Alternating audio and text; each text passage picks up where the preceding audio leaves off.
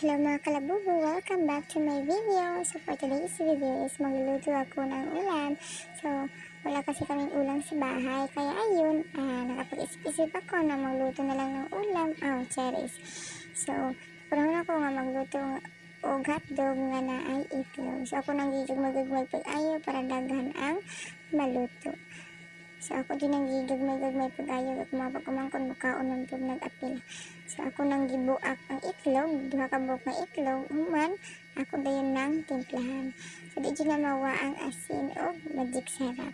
So magic sarap di na mawa ka para mas mulami ang lasa. Pareha kalami sa kaluto. Ay, cherries! So isa ko nang gimekos-mekos pag-ayo ang itlog para mas mahilis ang asin o ang magic sarap.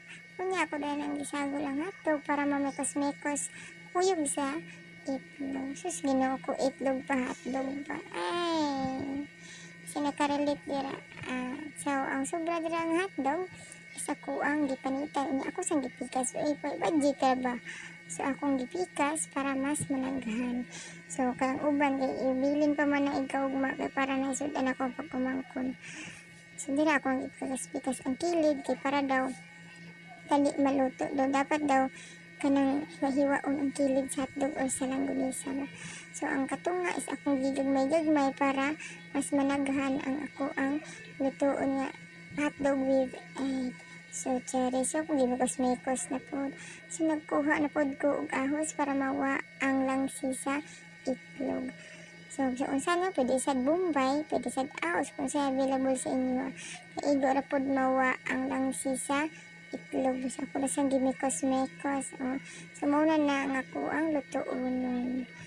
So gibitangan na ako mantika, gipainit, wala na ako napakita gani ha.